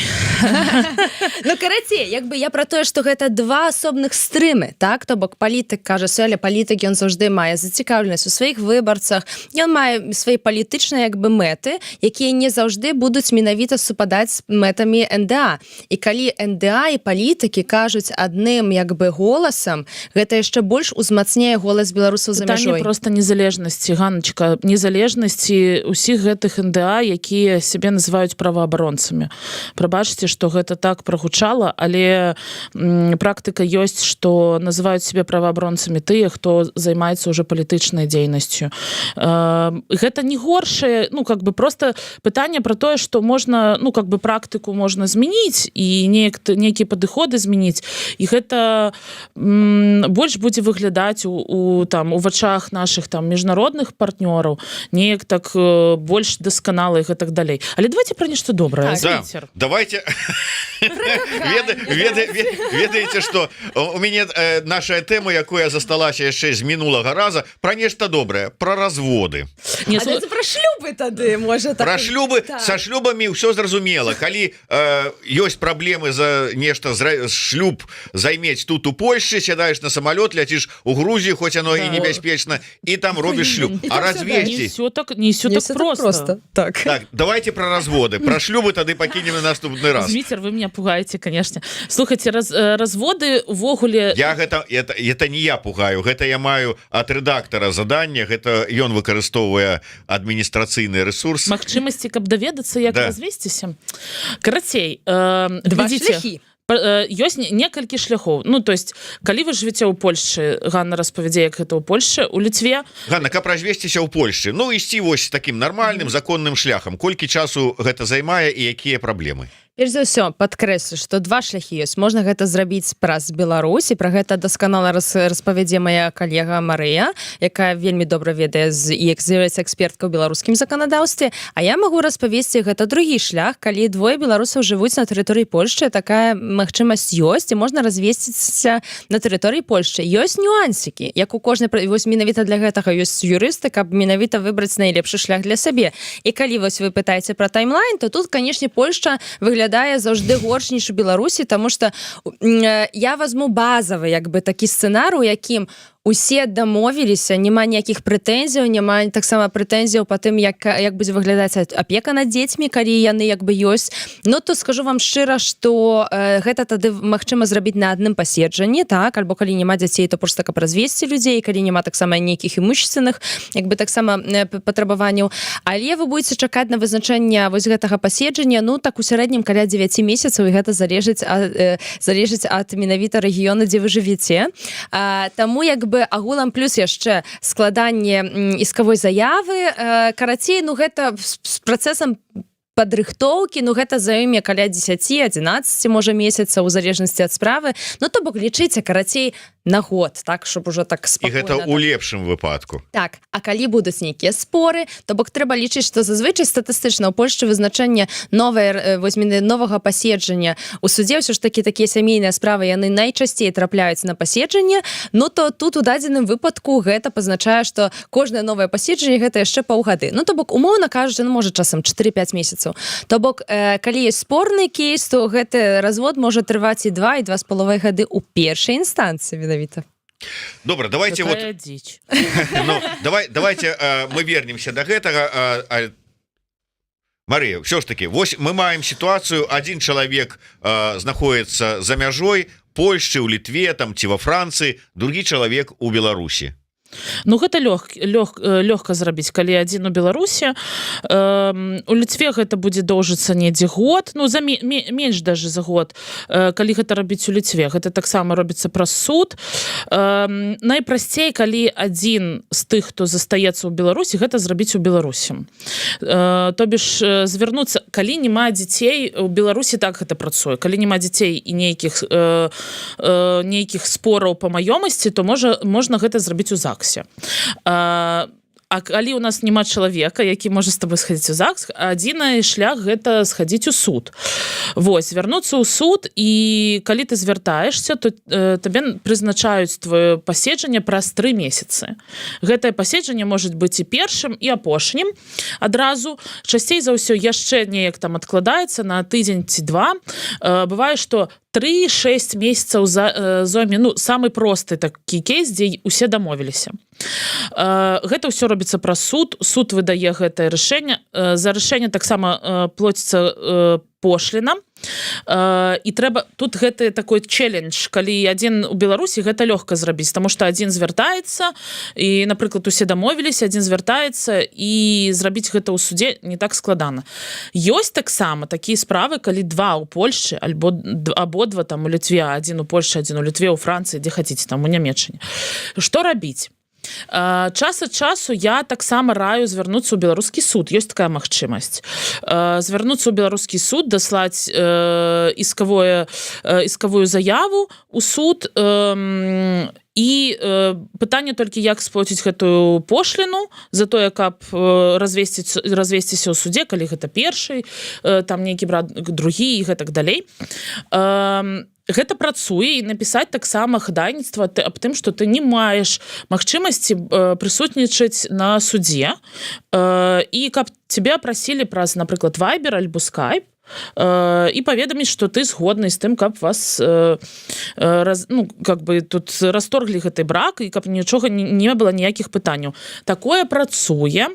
Канешне, гэта складанасці, калі няма нейкай даверкі ў Беларусі, беларускай даверкі. Мы разумеем, што суд прымае толькі беларускую даверку. Зараз тыя, хто з'ехал у 2020 годзе, не мае такіх даверак, гэта дакладна.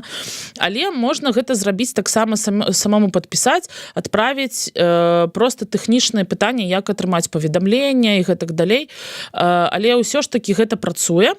Можа быць пытанне, я не ведаю, тут можа Ганна скажа, калі ты атрымаў, напрыклад, абарону у Польшчы, што нельга звяртацца ў беларускія дзяржорганы. Ну, напэўна, так, тут уже каментар ад Ганны будзе, але гэты шлях больш кароткі, больш просты, ён не тычыцца маёмасці. Усё іншае, ўсё, што можна зрабіць. Адзінае, што, напрыклад, потым, калі ты атрымоўваеш там рашэнне суда, напэўна, яго павінны паставіць апасціль, і гэта робіцца ўжо не ёсць 2 месцы, дзе ставят апасціль у Беларусі. Гэта у нас есть МЗС, а ёсць таксама месца, дзе ставят нам все судебныя рашэння гэтай апасцілі, туды можа прынесці яго. Ну, так раней было, што можа прынесці любы чалавек. Але зараз так атрымоўваецца, што той, хто удзельнічаў. Калі для цябе гэта важна, і, напрыклад, час ад часу гэта важна, ведаеце, чаму, напрыклад, разысціся. Калі, напрыклад, чалавек мае нейкія карані ў Літве, і жадае атрымаць, напрыклад, ПМЖ, альбо, напрыклад, грамадзянства, ну, калі будзе такая магчымасць, зараз з гэтым складанасці тоже свае ёсць у Літве, ты павінен паказаць, што ў цябе няма ніякага браку, ну, или ёсць брак, то есть ты павінен усе свае становішча неяк данесці да дзяржорганаў. Гэта таксама, ну, челлендж, таму што ты павінен прывесці гэтае рашэнне і неяк так распавесці, чаму у тебя не мае пастылю, напрыклад, на нём. Ну, гэта таксама вырашальна, але самы хуткі шлях гэта, конечно, рабіць праз Беларусь. Але после гэтага эфіра, напэўна, уже нельга. Дзякуй вялікі. Ганна, вот звяртаюцца беларусы тут у польскі суд, і якія праблемы могуць быць апроч доўгіх тэрмінаў разгляду справы. Я маю на увазе, што, можа быць, запатрабуюць, от з'ехалі людзі там пасля 20-го года тэрмінова, там, сабраўшы пашпарт, узяўшы і ўсё, не падумаўшы про тое, што ім трэба браць нейкія даведкі, нейкія там пасведчанні, ці яшчэ што-небудзь, і тут вот ты прыходзіш разводзіць, што патрабуюць, і як гэта зрабіць? Ну, перш за ўсё хочу звярнуць увагу, што гэта магчыма на моцы двухбаковага пагаднення паміж Беларусю і Польшчай. Таму тыя, хто заклікаюць за скасаванне ўсіх двухбаковых пагадненняў, калі ласка, як гэта кажуць... Думайце пра беларусаў. Так. Думаеце, калі вы заклікаеце для зачынення амбасадаў, за скасаванне ўсіх двухбаковых дамоваў, таму што найчасцей гэта зачыняе шляхі вырашэння важных пытанняў для беларусаў за мяжой. Это першае. Польскае двухбаковае пагадненне, і цяпер я пакуль што не закранаю пытанне маёмасці і пытанне правоў над дзіцём. Польскае двухбаковае пагадненне дае такую магчымасць, калі абодва супругі жывуць менавіта ў Польшчы. То бок, Польшча і Літва не пракаціць. Нічаму, у Літве можа адзін жыць. Не, я кажу з пункту гледжання двухбаковага пагаднення. Гэта не падходзіць пад юрысдыкцыю польскага суда. Таму я так маргнула, і гэта не нейкі там legal рэкамендацыёны, гэта кажуць, просто што гэта фармальнае патрабаванне. Гэта нумар 1, пра які часам беларусы насамрэч забываюць, бо пары ўжо у сепарацыі жывуць па розных краінах, такое таксама бывае. Другая рэч, гэта тычыцца менавіта, насамрэч працэдура сама па сабе, яна не вельмі складаная ў Польшчы, калі асабліва тычыцца гэта проста разводу, то бок трэба перакласці менавіта сваё пасведчанне аб шлюбе, вось у ідэале за пастылем, калі няма гэтага пастылю, вось мы цяпер тэсцем, прыкладаем менавіта абгрунтаванне, што гэтага пастылю не малі. Ёсць, напрыклад, у нас стацця ў ГПК, якая дае магчымасць прызнавання менавіта замежных актаў, і двухбаковае пагадненне таксама не прадугледжвае легалізацыі, гэта такое шырокае абгрунтаванне. Вось тэсцем цяпер будзем глядзець, як гэта будзе выглядаць, і гэта перадусім звязана з тым, што цяпер апастыль проста так не паставіш на дакумент, калі вы абодва жывеце па-за межамі, так? Бо трэба мець спецыяльную альбо асабіста туды прыехаць, не ўсе могуць беларусы, альбо мець даверанасць, якая выдадзена ў Беларусі. Тут таксама праблемка. Таму за пастыламі таксама замінаем. Але будзем тэсціць, прыйду да вас, распавяду, як менавіта вынік. Але агулам скажу шчыра, і гэта па сутнасці збольшага ўсе дакументы, калі мы кажам чыста пра развод, мы не кажам пра маёмасць, мы не кажам пра дзяцей. Так, трэба, канечне, прыкласці і копію пашпарта, і копію ВНЖ, каб менавіта паказаць, колькі госпошліна ў Польшчы? 600 злотых. І можна найчасцей гэта робіцца яшчэ так, што другая старонка, бо у тэхніцы заўжды павінен быць заяўнік і істец і адветчык, як па-беларуску адветчык, вось менавіта адказнік. Не? Ну, відаць, да. Ну, добра. Вось беларускую мову будзем вучыць у эфіры юрыдычныя тэрміны па-беларуску. Менавіта. І заўжды хтосьці павінен быць гэтым заяўніком, так? І часам, гэта толькі тэхнічнае пытанне, але ведаю, што некаторых супругаў гэта выклікае таксама нейкую такую псіхалагічную штуку, што чаму ты, давай ты, і крацей часам клуцяцца.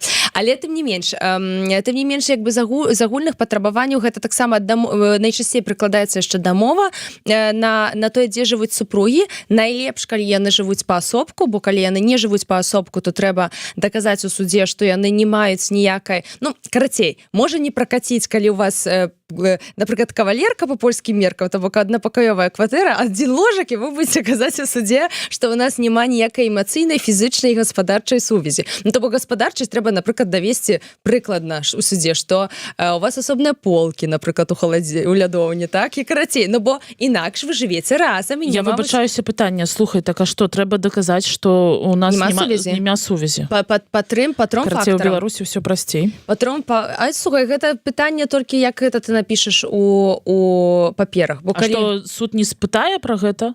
Не, лепш, каб пра гэта напісаць, бо тады паседжанне будзе вельмі хуткім і без пытанняў. Таму я кажу пра best practices, канешне, калі вы пра гэта не напішаце, гэта не пазначае, што гэта дрэнна, але гэта скарачае ўвесь працэс, бо, як мы ўжо казалі, у Польшчы ўсё нашмат даўжэй. Таму трэба даказаць, што няма эмацыйнай сувязі, пра гэта трэба напісаць, што няма фізычнай сувязі, менавіта стасункаў сексуальных, і таксама трэба даказаць, што няма гаспадарчай сувязі, напрыклад, што вы там разам нейкія пакупкі робіце, там разам нешта гатовіце, таксама такія розныя рэчы, арганізоўваеце свой быт. Вось, таму гэта такія агульныя фактары, якія тычацца разводу, але само паседжанне, калі старонкі менавіта дамовіліся, яно даволі такое праформа. Пытанне ў іншым з'яўляецца ў беларусаў чэлленджы, я скажу вам шчыра, таму што беларусы ўжо пачынаюць мець маёмасць на тэрыторыі нават 2 краінаў. і беларусы пачынаюць таксама часам не задумваюцца про тое, што часам могуць адгукнуцца менавіта бывшыя супругі і казаць про тое, што у цябе былі долі ў польскай кампаніі, купленыя падчас, напрыклад, нашай супружескай жизни, калі у нас была супольная менавіта маёмасць. Таму я заклікаю беларусаў думаць не толькі пра менавіта бракаразводны працэс, як у сутнасці, што каб атрымаць паперу, што мы разведзены, але таксама асабліва у кого ёсць маёмасць, так, падумаць, памятайце таксама, што маёмасць гэта не заўжды кватэры, і там гэта таксама могуць быць нейкія пытанні больш такіх нематэрыяльных таксама правоў у залежнасці ад сітуацыі. Таму падумайце пра гэта таксама, і вось тут насамрэч можна таксама думаць пра фінт ушамі, дзе гэта лепш рабіць. З чыста працэнтова, я вам скажу так, з маёй практыкі найчасцей гэта лепш рабіць ужо як бы ў Польшчы. Там, канешне, павінна прымяняцца беларускае заканадаўства з пункту гледжання формы. Вось Марыя пацвердзіць, што павінна быць альбо судовае рашэнне, альбо натарыйная форма. Гэта крыху выклік, таму што для польскіх грамадзян, напрыклад, дастаткова пісьмовай дамовы паміж супругамі, ну, напрыклад, альбо заверанай менавіта натарыйнай подпісю, каб ужо не было потым пытанняў, ці там падзелка, не падзелка. Вось, і таксама ці быў там у добрым псіхічным стане, так, а не куку. Вось. Але карацей, ёсць шмат ужо такіх аспектаў, таму перадусім трэба падумаць, што рабіць таксама з маёмасцю. У меня ёсць выснова з гэтага, того, што ты распавяла. Слухайце, насамрэч, калі ёсць пытанне нейкае, напрыклад, у Польшчы ці ў Літве, ці ў іншай краіны, у беларусаў, трэба ўсё ж такі звяртацца да юрыста нацыянальнага. Першае гэта мова, другое гэта, ну, першае гэта мова ўсё ж такі тых дакументаў, якіх трэба складаць, звяртацца і гэтак далей. І юрыдычная дапамога павінна быць, на жаль, не беларускім юрыстам, тому што беларускі юрыст, ён можа тут атрымаць нейкую ступень, напрыклад, адукацыйную, але ўсё ж такі практыкі павінны дапамагаць у такіх справах. І гэта тычыцца не толькі там гэтых разводаў, шлюбаў таксама, насамрэч, таму што ёсць таксама пытанне, як зрабіць гэтыя шлюбы ў Польшчы ці у Літве. Але трэба звяртацца да нацыянальных юрыстаў. Я буду ўвесь час гэта казаць, таму што і гэта таксама не бескаштоўна. І гэта трэба памятаць. Трэба адвыкаць уже ад гэтай практыкі, што гэта ўсё ў нас бескаштоўна ўсім, таму што ўсе такія бедненькія, несчасненькія, таму што трэба ўсім дапамагаць. Так, ёсць тыя, хто дапамагаюць, але калі вам згаджаецца юрыст дапамагчы, часцей за ўсё, гэта, ведаеце, меня так гэтаму навучыў адзін мой калега, што ўсё, што робіць юрыст, калі ён робіць гэта пробона, ён робіць гэта за асабісты кошт. Вось. Але гэта вельмі важна, таму што вось тое, што я пачула пра эмацыйную вось гэтую гаспадарчую і гэтак далей сувязь, гэта такія пытанні, якія, ну, проста з наскоку ты сам не зразумееш, насамрэч, як лепей падаваць. Так, і, напрыклад, нават вось мы дыскутавалі, калі ехалі да вас, Зміцер, вось закрану крышачку пытання дзяцей, напрыклад, так, бо яно вельмі цікавае, насамрэч, бо вось у беларускай прававой культуры, сацыяльнай культуры гэта культ ўсё ж такі маці, правда? Слухай, так, але я тебе распавядала гэты выпадак, так. Калі ў мяне, слухайце, практыкавала і аддала справу свайму калегі. Ну, все было добра, мы прадстаўлялі маці, і все кажется, што калі ёсць пытанне дзяцей, будзе на старане маці. Але ў нас атрымалася, што маці хадзіла да свідзецелей Іеговы і забыла ребёнка ў басейне. І вось, у гэтым выпадку суд... Нават беларускі аставіў дзіцёнка з татам. Але гэта все ж таки выключэнне з правілу, а трэба памятаць, што ўжо ў Польшчы крышачку іншы падыход менавіта да пытання дзяцей.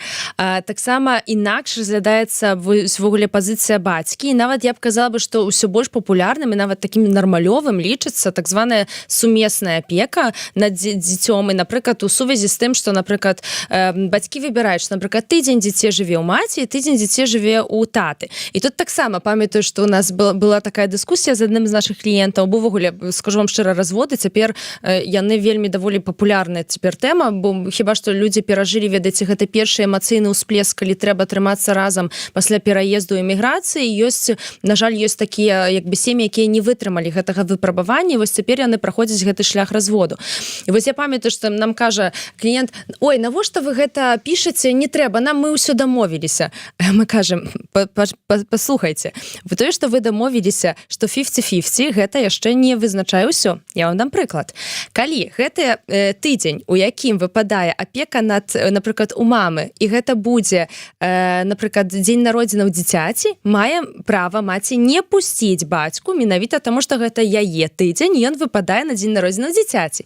І тое, што могуць бацькі прапісаць менавіта ў пагадненні паміж сабой, напрыклад, гэта выключэнні вось паміж вось гэтым вось тыднямі, што адзін тыдзень чотны, напрыклад, у маці, не чотны у бацька, і калі гэта выпадае, напрыклад, на дзень, калі вось у аднаго, то, напрыклад, бацька мае права, напрыклад, агулам у другі родзе, бацька мае права менавіта удзельнічаць у гэтым дні народжання. Альбо, напрыклад, што кожны арганізоўвае раз адзін год адзін, другі год другі.